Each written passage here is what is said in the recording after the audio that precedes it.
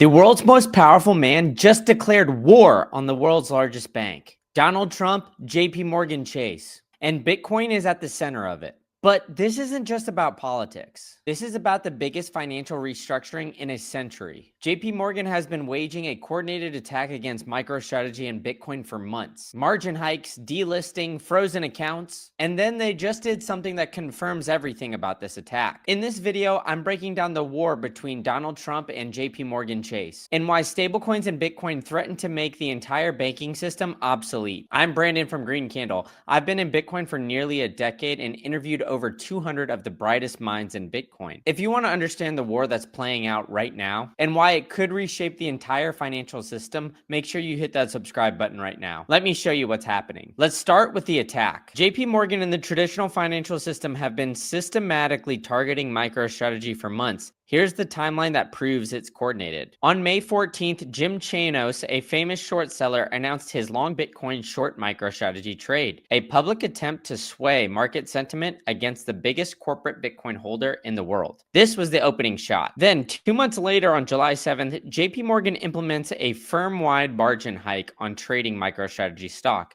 They raised margin requirements from 50% all the way to 95%. If you wanted to trade MSTR on margin through JP Morgan, they just made it nearly impossible. They choked off leverage to force liquidations. This wasn't risk management. This was a hostile act designed to manufacture selling pressure. Then, on September 12th, Metaplanet, a Japanese company following the Sailor playbook, announces a capital raise to buy more Bitcoin. And the MSCI panics. They realize more companies are adopting the Bitcoin treasury strategy at scale.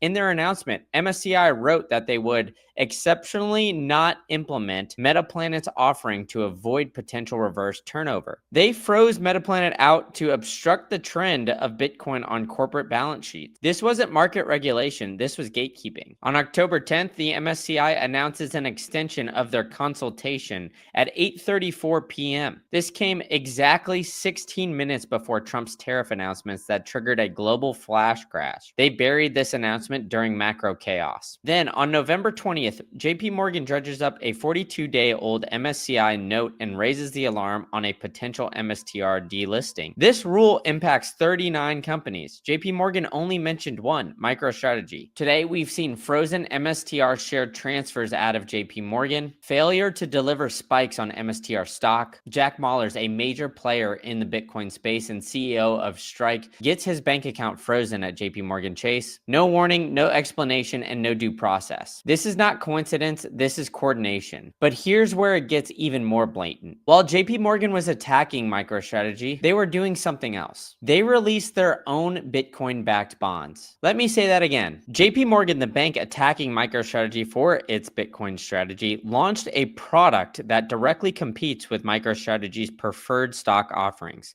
This is the smoking gun. Here's what MicroStrategy does. Sailor raises capital through convertible notes and preferred stock offerings.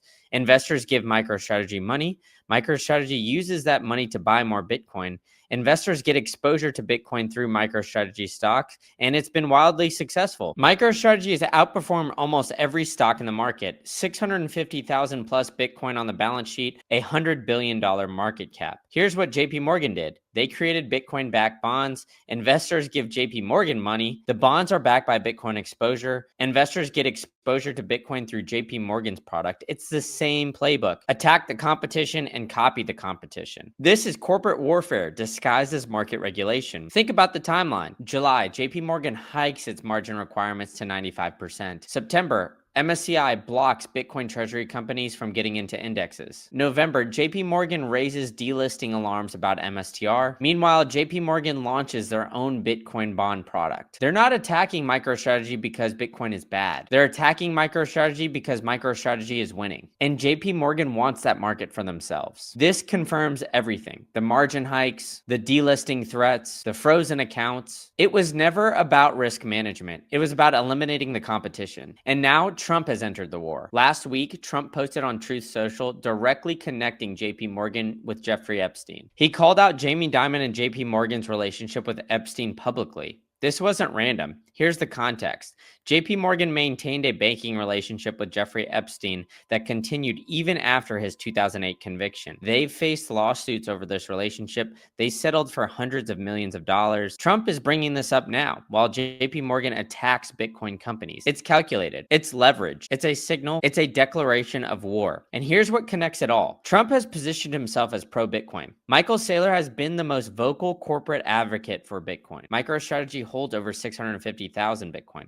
Trump and Saylor are aligned against the same enemy. When Trump attacks JP Morgan, he's defending the Bitcoin ecosystem. When Saylor keeps buying despite JP Morgan's attacks, 45 of the last 52 weeks, he's proving the strategy works. They're fighting the same war. JP Morgan represents the old financial system. Bitcoin represents the new one. But here's what most people understand. The war isn't just about politics or corporate rivalry. It's about whether the banking system itself survives the next decade. Let me show you why JP Morgan is attacking Bitcoin. It's not just about competing with MicroStrategy's bond offerings. It's because Bitcoin and stablecoins together threaten to make the entire banking system obsolete. Here's how the current system works. When you deposit money in JP Morgan, they don't hold your money. They relend it, rehypothecate it, multiply it. What you think of as a deposit is actually an unsecured loan to a leveraged entity. When a crisis hits, you're last in line. This is fractional reserve banking.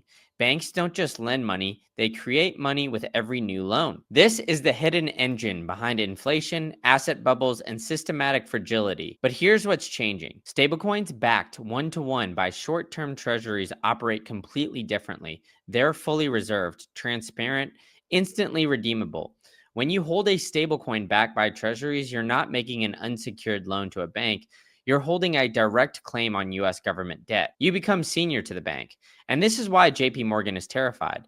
If people move their money from bank deposits to treasury-backed stablecoins, banks lose deposits, banks lose the ability to create money through lending, banks lose their entire business model. This isn't a theoretical threat. It's already happening. Here's the data that proves this is real. Tether, the largest stablecoin, is now one of the biggest buyers of US Treasury bills in the world. They hold more treasuries than most nation states, more than many sovereign wealth funds, and they're buying more every month. Think about what this means. The US government needs to sell debt to fund its spending. Traditionally, the debt was bought by foreign governments like China, Japan, the Fed, banks, pension funds, but foreign buyers are pulling back. China is reducing treasury holdings. Japan is dealing with their own currency crisis. The Fed is supposed to be doing quantitative tightening. So who's stepping in? Stablecoins. Tether, Circle, and other stablecoin issuers are required to back their tokens with safe liquid assets. The safest, most liquid asset, US Treasury bills. So every time someone buys a stablecoin, they're indirectly funding the US government debt. Here's where it gets interesting. If stablecoins scale to $1, $2, $5 trillion market cap, they become one of the largest holders of US debt in the world. The US government doesn't need China to buy its bonds. It doesn't need the Fed to print money. It could fund its debt through stablecoin adoption. And here's the kicker. This completely bypasses the banking system. No fractional reserve lending, no money creation by banks, no JP Morgan in the middle taking fees.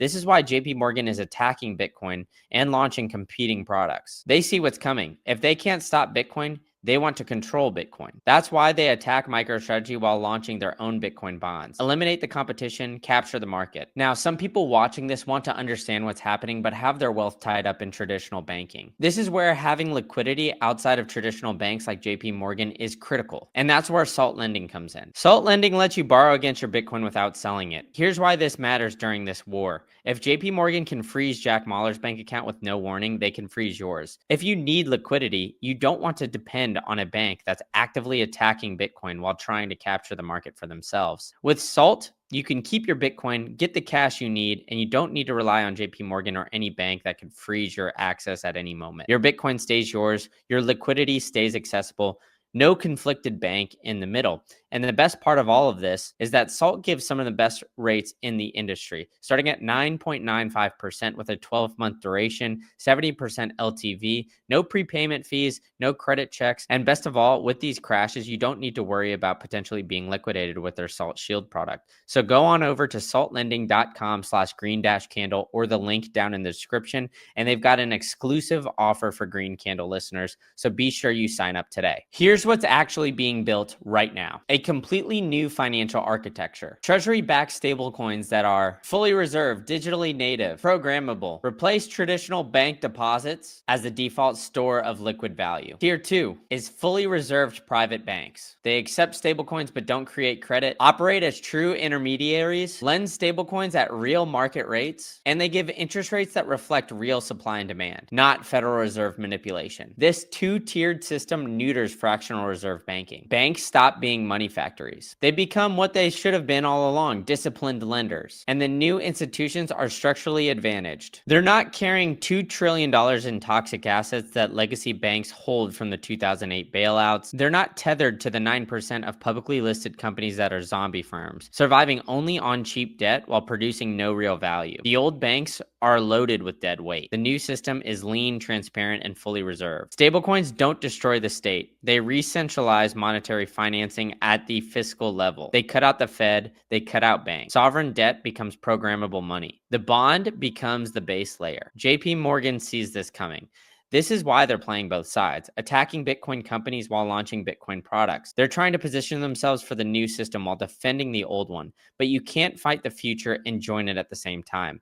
Now let me show you where Bitcoin fits into the new system. Every monetary system needs a relief valve, an asset that absorbs excess liquidity and preserves purchasing power. Historically, gold served this role. In this new system, Bitcoin is the anchor. Here's why. In the old system, inflation leaked into consumer prices, housing, and equities. The Fed printed money and banks multiplied it. Thus, asset prices inflated. In a full reserve stablecoin system, that inflation has to go somewhere. It doesn't flow through leverage. It flows into neutral assets that can't be printed. Bitcoin and gold. But Bitcoin has advantages that gold doesn't. Bitcoin is more liquid, more portable, easier to verify, borderless, seizure resistant, programmable. And as Luke Groman puts it, if you inflate the dollar against gold or Bitcoin, nobody riots. If you inflate it against wages and rent, society cracks. Bitcoin becomes the system's monetary relief valve, a benchmark for trust, a check on excess, a signal of imbalance. It doesn't replace the dollar, it disciplines it. It doesn't destroy the system. It anchors its excess and scarcity. In this new architecture, stablecoins are the bridge. Treasuries are transient collateral. Bitcoin is the final settlement layer. The genius isn't that it kills the dollar. It's that it forces the dollar to evolve or get left behind. This is why JP Morgan is desperate. They attacked MicroStrategy. It kept buying. They raised margin requirements. MicroStrategy kept growing. They threatened Saylor. He bought 45 out of the last 52 weeks. So now they're launching competing Bitcoin products. If you can't beat them, copy them. But if this war proves anything, it's that self-custody has never been more important. And if you're listening to this before December 3rd, I've got something in store for you. If JP Morgan can freeze Jack Mallers' bank account, they can freeze yours. If JP Morgan is attacking Bitcoin companies while launching their own Bitcoin products,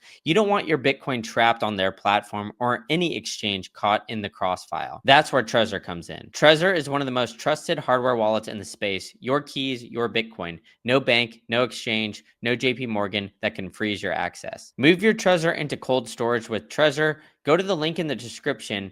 And if you're listening to this before December 3rd, the Trezor Safe 3 and Safe 5 are 40% off for Black Friday. So hurry up and get it today. And you can get a free wireless charger with Trezor Safe 7. I'm trusting my Bitcoin in cold storage with the Trezor Safe 7. And because I travel a lot, the Bluetooth connection is so clutch. It makes it so easy for me to make sure that my Bitcoin is safe and secure. And I always have access to it. So go to the link in the description to go and get yours today. But don't stop there. You need to protect your seed phrase with a crypto steel case. Crypto steel is fireproof, waterproof, indestructible steel backup. If you're holding Bitcoin because you don't trust banks like JP Morgan, don't let a house fire or flood destroy your sovereign. Trezor for your Bitcoin, crypto steel for your backup. Even if you lose your hardware wallet, your seed phrase on a crypto steel can help you find and still access your Bitcoin. The great part about all of this is that a crypto steel includes a tamper seal. So all of these other punch plates, you can't tell if somebody accessed your Bitcoin simply because they could just look at it. Where a crypto steel has a tamper seal, so you can know if anybody has accessed your seed phrase.